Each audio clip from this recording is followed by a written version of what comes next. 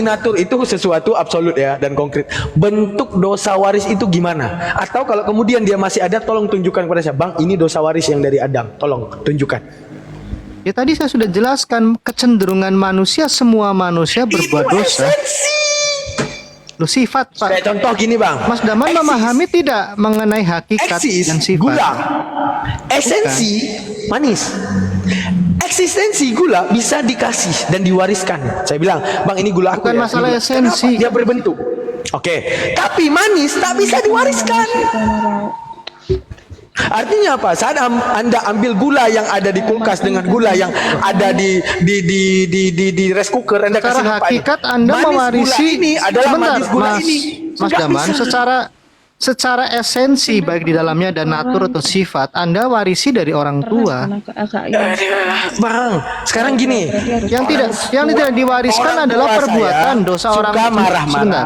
Contoh, apakah marah saya adalah marah orang tua saya? Oh, bukan, ya setuju, bukan itu marah dia. orang tua. Loh Mana iya. yang kemudian saya mewarisi segalanya? Enggak ada. Tidak, saya itu udah tegaskan dosa waris bukan kami mau mewarisi perbuatan orang tua. Bagaimana sih? Yang kesalahpahaman sebentar Pak Mas Daman. Bisa diwariskan. Ini kita kan nggak mau Itu debat secara kusir ya. akal. Jangan mendebat yang orang Kristen itu tidak imani. Kami itu tidak pernah Ya udah, diajarkan berarti perbuatan doktrin. Adam, misalnya Adam itu mencuri mangga. Kami mencuri mangga tidak. Tetapi Ya yang tidak. diwarisi adalah sifat-sifat itu, sifat keberdosaan. Gimana sih? Bukan sifat keberdosaan. Hak Loh, free will Adam yang kalian warisi itu. Lu tidak ada hubungannya dengan free will gimana? Ya. Anda manusia, Anda mewarisi Adam juga manusia. misalnya Anda orang bisa tua memilih, saya. Saya juga bisa memilih. Loh iya, setuju. Misalnya orang tua kesalahan dia adalah kesalahan kita, itu gimana? bukan. Lu tidak. Saya tidak pernah mewarisi perbuatan orang tua. Yang saya warisi adalah sifat dan karakter. Kok Anda jadi nggak paham penjelasan saya di Ya awal? udah, kesalahan kita adalah individual.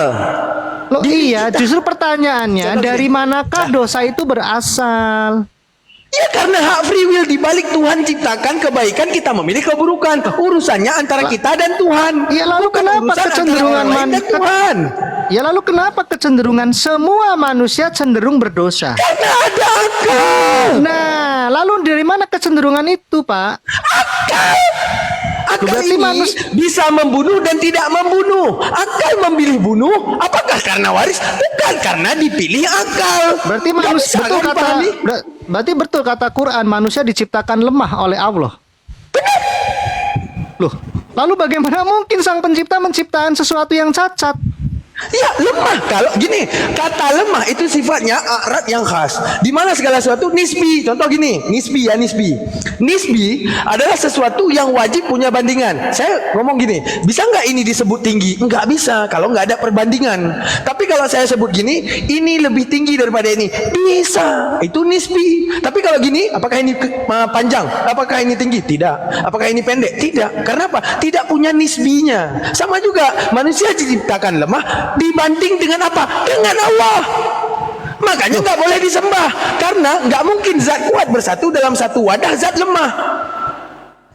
Loh, kenapa Allah tidak menciptakan manusia untuk cenderung berbuat baik, bukan berbuat dosa? Berarti Allah harus buang akal kita menanam set kebaikan. Akal harus dibuang karena sifat akal menerima. Tidak, dan justru menolak. yang Itu bagus sifat akal. adalah akal yang mendorong Maka Allah manusia harus menciptakan berbuat kita, baik. membuang akal kita, menanamkan chipset robot. Daman Oh, di hari lu ini bukan kamu robot. makan 2 liter, kamu minum segini. Artinya apa? Akal buang dulu. Berarti Harus ada Allah chipset menciptakan robot, gitu. Berarti Allah menciptakan akal manusia dengan kecenderungan berdosa. Dosa itu pilihan. Contoh Oh, gini, iya, ketika tapi- Anda kemudian ingin membunuh, bisa nggak Anda memilih untuk tidak berbunuh? Kalau kecenderungan, artinya semua manusia pasti membunuh. Buktinya ada Berarti orang gagal manusia dong, dari berarti- lahir sampai selesai, sampai kemudian dia mati, dia tidak membunuh. Bukan Loh, kecenderungan. berarti manusia itu produk gagal dong. Kok produk gagal? Akal yang membuat dia tidak gagal. Akal siapa yang ciptakan? Ini kok ngotot banget, padahal dia punya akal loh. Serius. Lu justru kami di lu premisnya berbeda justru di dalam berpikir gitu. Lu bukan, Pak. Adam yang pertama itu diciptakan dengan kecenderungan berbuat baik, bukan berbuat Punya dosa. akal abang, sama kayak Daman punya akal. Contoh Beda. Daman nih lagi pengen Beda. buka micet ya, lagi pengen open BO misalnya. Daman Apa bisa itu memilih micet? antara open BO dan tidak. Tapi dia Saya memilih nggak tahu, kepada saya nggak open BO. tahu Apakah itu micet. kecenderungan? Bukan kecenderungan. Tapi apa? Hak pilih Daman. Oh Makanya iya, dia berarti bisa memilih kepada Adam tidak. berarti Adam di Alkitab dengan Adam di tempat kamu beda, lebih berkualitas di tempat Adam kami. Alkitab sifatnya dongeng. Masa ada manusia mewarisi esensi? Bagaimana esensi bisa diwariskan? Sedangkan Loh, yang apa itu lebih- sifat sabar saya yang dia lebih bisa diwariskan tidak kepada yang sabarnya lebih orang. tidak masuk gini ya, yang lebih tidak masuk logika ketika seorang pencipta sesuatu yang menciptakan, entah itu manusia atau sang pencipta menciptakan produk gagal. Adakah kegagalan saat kita contoh gini, tahun 2024 adakah kegagalan saat Daman diciptakan? Lu Adam di tempat kamu tuh produk gagal. Kenapa dia produk gagal? Lu di tempat saya tidak gagal. Kudus Ya, awalnya. maksudnya tidak gagal itu gimana? Mewarisi dosa, mewarisi sesuatu yang nggak masuk akal. Lu Masa tidak nih mewarisi ya, sesuatu di surah- yang tidak masuk akal tidak gagal. Tapi Surah ada Yusuf di tempat ya. Kami Surah diceritakan Yusuf. bahwa inilah manusia dengan akal logiknya, dengan pola pikirnya bisa menentukan hak pilih dia. Apa kata Allah dalam An-Naba ayat 39? Faman syaa akhadha lillahi ma'ab. Artinya apa? Setiap manusia bisa memilih. Kalau dia mau memilih, dia bisa memilih ke jalan Tuhan. Ya memilih, kalau dia tetapi tidak manusia memilih ke arah diciptakan kecenderungan, cenderung. ya urusan dia. Nih, saya gitu. saya bisa bawakan dalil. Allah menciptakan manusia cenderung berbuat jahat. Ada nanti ujung-ujungnya nggak sama pemahaman kita. Tidak, Makanya di surah itu ilmunya surah luas. Yusuf ayat 53, dan aku Bacaan. tidak menyatakan diriku bebas dari kesalahan karena sesungguhnya nafsu itu selalu mendorong kepada kejahatan. Yang Udah, menciptakan kalau hawa bukan nafsu itu Allah. penjelasannya apa? Kalau bukan itu penjelasannya gimana? Dengan Sebentar, standarisasi Kang Al-Quran, Daman. paham Al-Quran gimana? Waktu maghrib udah masuk, mungkin antum udah waktu maghrib belum? Udah waktu maghrib belum? Sudahlah, Bang Terus, Edu, sebentar, Kang Jasin. thank you. Saya udah Makasih mulai banyak. dapat kalau Anda ngotot dan nggak mau pakai akal. Itu yang saya dapati dari Anda. Itu yang bikin capek itu. Ya, tapi akal tidak boleh lepas dari dalil. Ya, ada akal yang berakal-akalan menabrak dalil ada. Tapi Al-Quran menciptakan konsep yang nggak boleh menabrak dalil. Loh, dari tadi bahkan Anda tidak menunjukkan eksegesi tekstualnya. Eksegesi tekstual apaan itu tadi rumus Al-Quran. Anda contoh ada satu ruangan Anda ngomong dengan ngotot pokoknya itu 25 meter itu Anda, tapi saya menjelaskan dengan secara panjang kali lebar kali tinggi secara rumus P kali L kali T panjangnya 27 meter. Itu beda aku dan kamu sistem ngotot, aku sistem rumus. Oke. Ya udahlah, kita lanjut nanti. Jadi yang nanti kita bahas, adalah apakah betul Adam di Alkitab saya lebih baik daripada Adam di Quran Anda. Makasih. Ini masih Ini pertanyaan belum ya, selesai, masih Kang pertanyaan. Justin. Yang ini belum selesai, saya lihat ini belum selesai, masih ada miskomunikasi. Mungkin kita hormati ya, Nanti lah. karena kami juga harus punya kewajiban. Semua Kang Awan juga segera bisa hadir untuk melanjutkan obrolan ini. Sekarang Anda lanjut sama Ustadz Alwan dulu, sama saya kira selesai. Nggak apa-apa. Saya turun saja dulu. Yang jelas saya sangat berterima kasih Pak Budakagon, Pak Daman. Ya, terlepas dari apalah yang sudah terjadi dulu, ya ke depan kita dialog yang sehat. Makasih. Selamat malam. Ya. Siap, makasih Kang Justin. Kita tunggu ya, semoga ada waktu untuk kita bisa ketemu lagi. Kasihan Tuhan memberikan akal. Oke, makasih Ustadz. Oke, selamat malam. Semua. Siap. Mantap. Sehat teman-teman, Makasih. bro. Aduh, lucu ya Pak Budangon sih nggak? Saking kuatnya doktrin, saking melekatnya doktrin, dia abaikan akal dia gitu. Apakah dia kurang menonton di YouTube? Tinggal gini aja, YouTube tulis ilmu psikologi, ada nggak kaitan dengan agama? Enggak ada. Ilmu emosional manusia, ada nggak kaitan dengan agama? Enggak, individual. Marahnya seseorang, rasa ingin membunuhnya seseorang, apa namanya itu psikopatnya seseorang. Apakah itu benar? Enggak. Manusia itu individual, bukan kecenderungan. Kalau kamu mengatakan kecenderungan karena itu Adam, seluruh manusia itu membunuh. Seluruh manusia itu enggak patuh kepada Allah karena kecenderungan Adam di awal. Manusia kenapa? Ada manusia yang kemudian enggak menggunakan semua kecenderungan itu. Udah gitulah.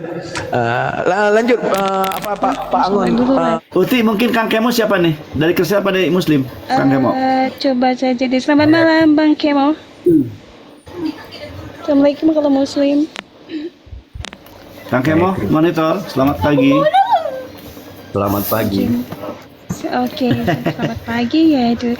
Dari Muslim atau dari Kristen Katolik? Saya Kristen. Kristen. Baik. Ada yang mau dipertanyakan?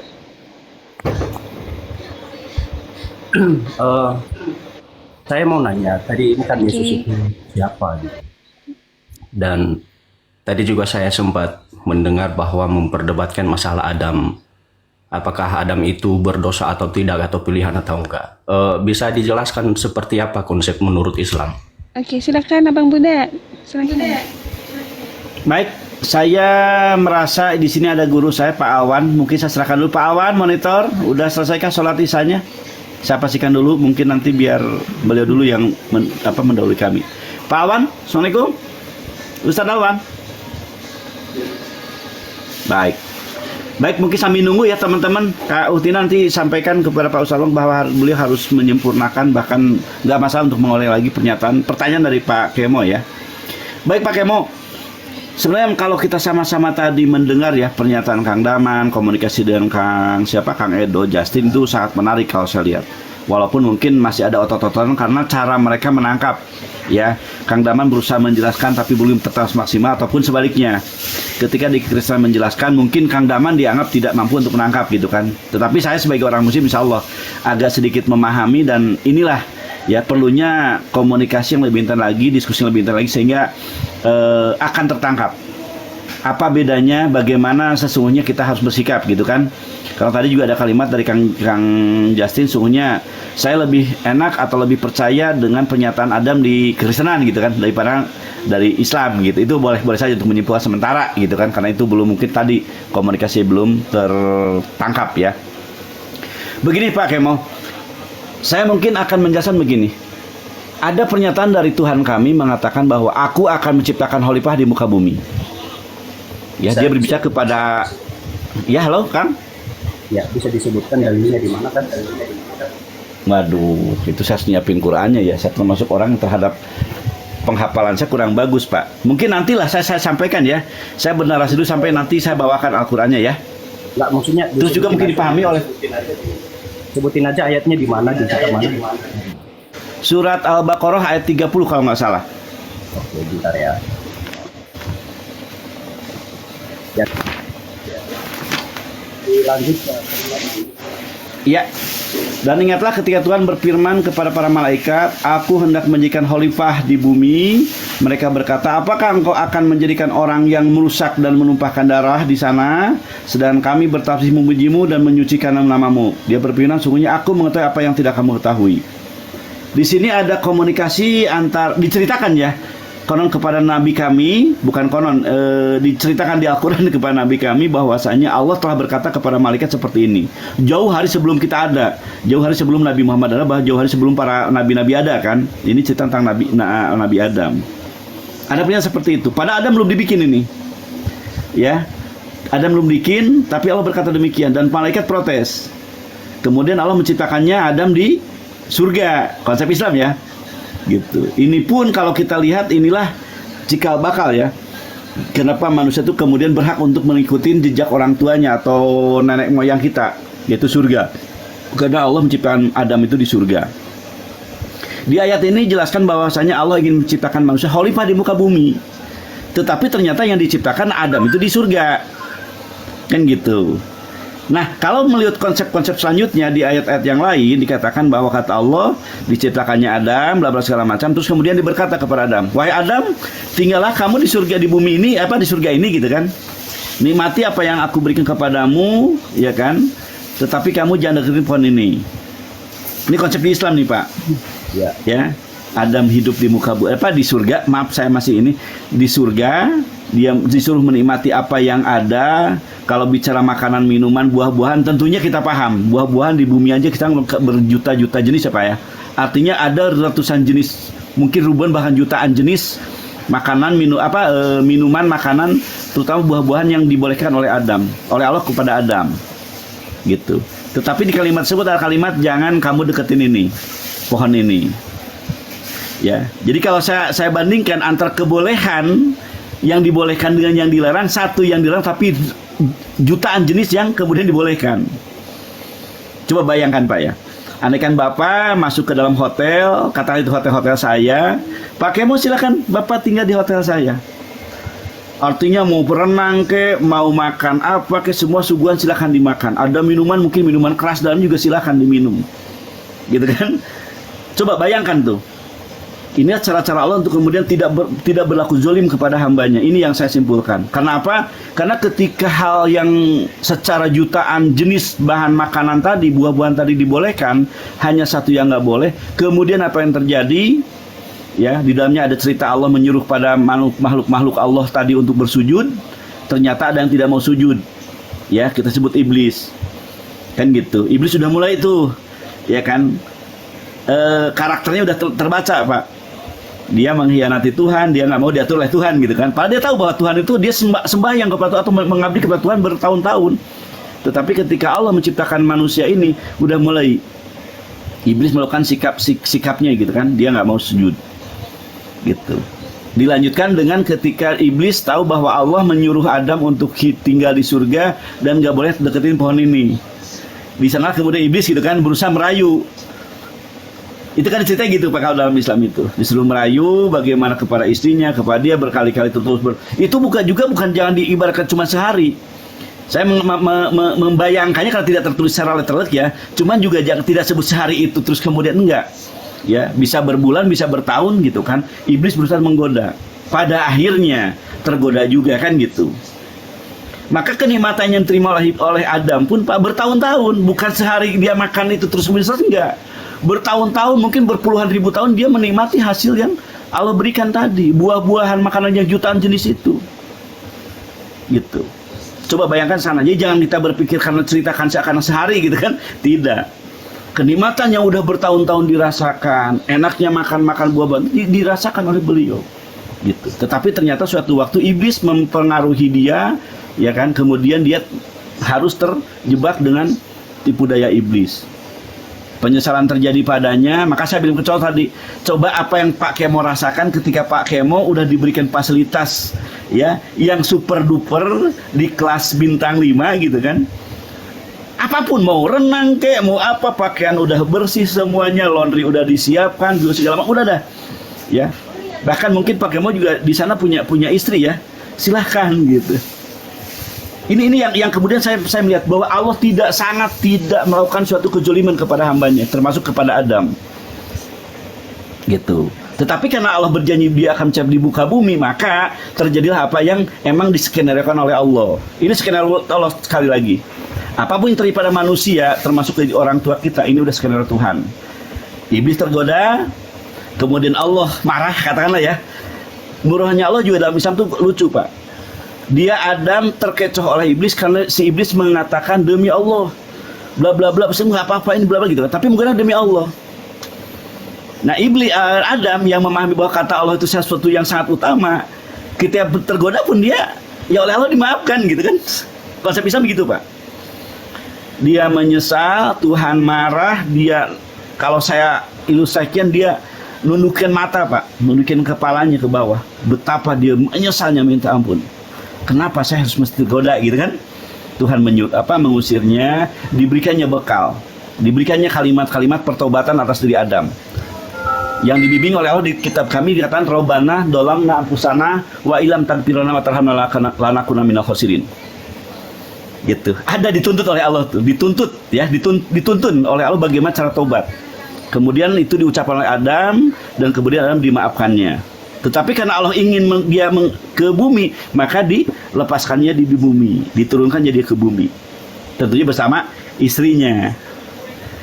Kemudian Allah berkata, wahai Adam, turunlah kamu, seperti yang disampaikan oleh Kang Jasin tadi, sebagian kamu jadi musuh sebagian yang lainnya. Ini udah konsep Allah. Manusia itu disiapkan oleh Allah untuk penghuni surga, penghuni neraka. Mana anak cucu Adam lah kan yang kemudian Allah katakan, sebagian kamu akan jadi musuh sebagian yang lainnya. Jika datang kepadamu wahyu atau petunjukku, ikutilah dia. Iblis berkata hal yang sama. Wahai Allah, karena engkau telah mengutuk aku akan menggoda mereka. Silahkan kata Allah. Ini konsep dalam Islam Pak, sekali lagi. Sangat epic, sangat terstruktur gitu kan. Maksud saya begini, saya juga sangat prihatin ketika ada dari internal kekristenan membahas hadis-hadis yang sangat vulgar sekali dan secara etika tidak pantas didengar oleh orang dewasa pun tidak sangat baik, karena itu berdasarkan latar belakang yang disebut dengan hadis. Hadis tentu kan sesuatu yang sangat formal dihargai dan bahkan menjadi data yang sangat tinggi bagi Islam, kan begitu. Tapi saya seringkali melihat ada di sana mereka berpegang bahwa ini adalah produk dari Kementerian Agama. Artinya jika Kementerian Agama mengeluarkan, boleh saya katakan itu adalah suatu lembaga yang sangat formal. Nah, yang saya ingin sarankan begini, supaya nanti istilahnya ketika dicecar ini hadis benar, doib, sohi, kalau bisa si Daman bikin buku hadis sohi gitu. Oke, Udah dulu saya kan mau efisiensi ya. Gini Saya Kanda, bukan Ghazali buat mengkajinya, Ihya Ulumuddin jadi itu ketika isinya saya hadis sahih kaji semua. hadis ketika saya baca Gini. nanti nggak ada lagi landasan alasan-alasan, oh itu bukan sohi karena itu I sudah know dikategorikan Pak di dalam Framing. buku Dah, sohi. paham saya Pak maksud Pak Framing. Framing. Gini Pak Framing. Izin Bang. Oke. Jadi gini. Silakan. Selama saya berada di dunia lintas agama ini, jadi gini apa yang dipahamkan Pak Framing, contoh ya. Ketika hadis-hadis yang bersifat misalnya ya hubungan rumah tangga segala sesuatu ya, kalau kita bilang sensual lah, hadis-hadis yang sifatnya sensual.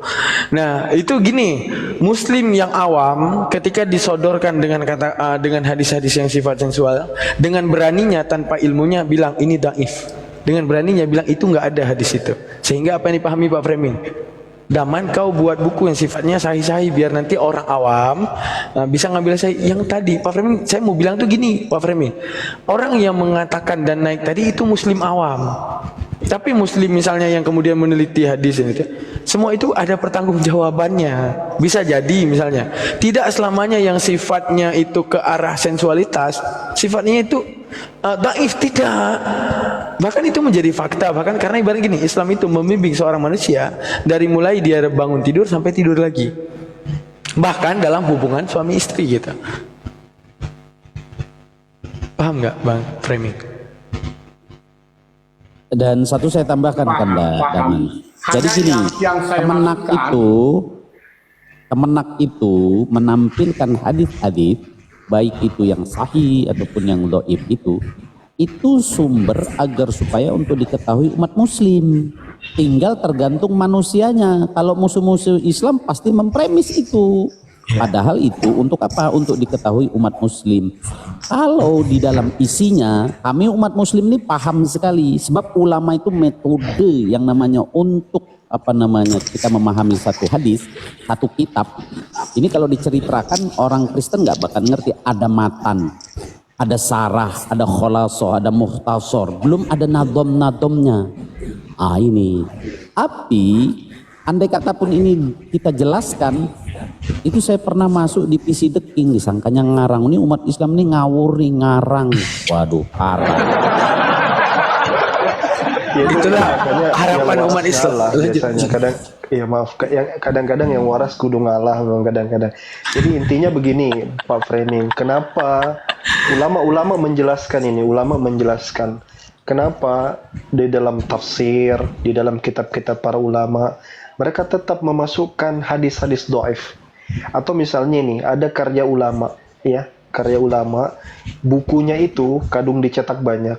Di dalamnya ada hadis sahih, tapi ketika dicetak ulang, hadis sahihnya nggak dibuang, tetap dimasukkan, tapi diberikan catatan kaki. Ini dhaif. Kenapa? Karena kata para ulama, itu bagian daripada mendidik umat Islam agar mereka mengenal juga mana hadis yang lemah, mana hadis yang bisa diambil, mana yang tidak. Jadi betul itu kata Ustaz Zaid, itu bagian pembelajaran. Jadi kalau dianggap, kenapa nggak bikin aja sih satu buku yang kalian nggak usah lagi perdebatkan. Ya, ini tradisi Islam memang. Makanya kadang-kadang ini pernah ada Kristen yang saya tanyakan ketika dia bawa hadis, kamu itu tahu istimbat dalil tidak? Cara pengambilan dalil. Kebetulan yang saya tanya Ki Ahmad gitu. Kamu tahu ndak istimbat dalil, cara pengambilan dalil ya? Dia nggak tahu, makanya ya sudahlah serampangan aja kan, ambil ini, belum lagi dia framing lagi kan.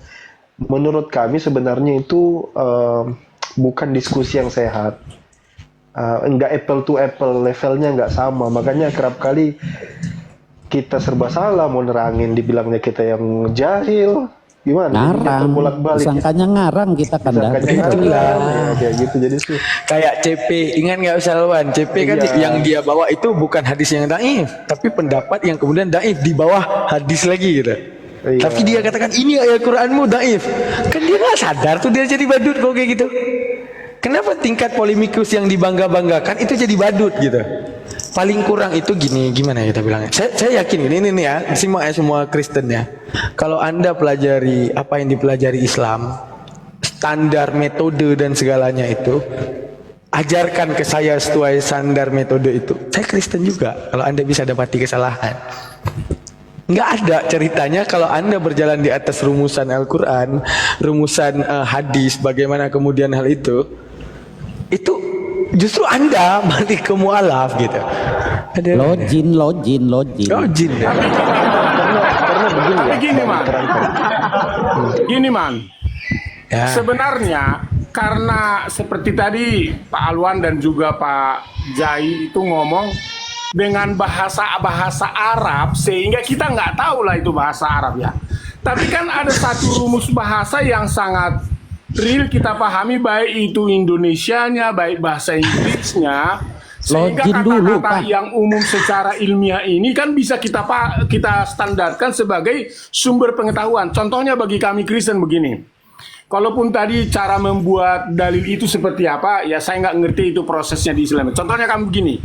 Ketika kami mengkaji sebuah kajian konteks teologia dari kata ini, kata satu ayat gitu, untuk memahami pengertian yang lebih konkret sehingga kita dapat nanti hipotesa dari situ, maka kita perlu membahas satu secara original teks. Original teks ini juga nanti kita lihat secara teks, secara keseluruhan ayat maupun secara perikop. Dan setelah itu baru nanti kita masuk mungkin secara budaya, kita masuk nanti secara geologinya. Nah, banyak hal yang menjadi referensi untuk menentukan kita mendapatkan sebuah dalil, sehingga dari sebuah ayat atau dari satu perikop itu kita paham maksud dan tujuannya. Itulah makanya kadang-kadang kalau orang yang tidak paham konteks dan teks itu dalam membaca Alkitab kami, mereka akan salah-salah. Oke. Maksud saya kan sangat Ya kami karena nggak kena Roh Kudus, Pak. Maksud saya kan Kalau nggak sangat kena Roh sederhana Kudus tuh nggak bagi bisa kami masuk. untuk Izin saya memahami menanggapi. itu secara hermeneutik. Begini, Tapi Bang coba Terangkan. dalam Islam sederhana bagaimana menyederhanakan ini supaya jangan hanya di kalangan orang-orang Nggak ada yang sederhana. sekolah, tapi Gini, ini dalam bisa Islam dipahami meledak biarpun malah. kami bukan sekolah Islam, tapi karena kami terdidik dan belajar untuk memahami, kami bisa mudah Oke, untuk Pak. mengerti gitu. Kandalwan, saya sedikit ya. Iya, Oke, iya. gini. Gini, Pak. Ya.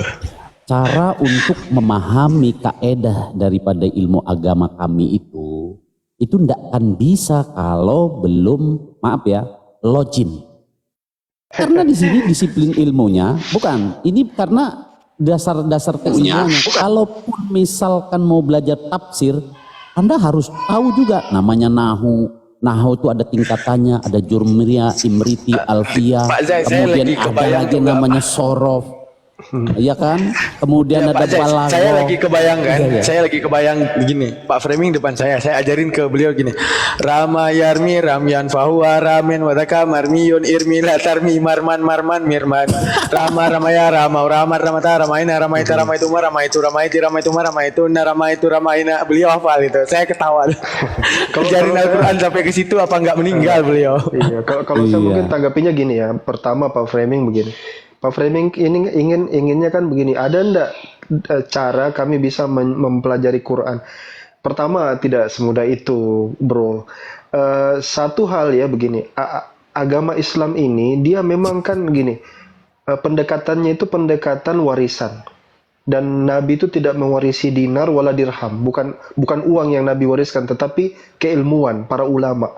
Nah, para ulama ini adalah yang serius mempelajari agama ini dari sejak kecil. Makanya para ulama-ulama kami itu 9 tahun sudah menghafalkan Quran, ya. Dia menguasailah Quran itu.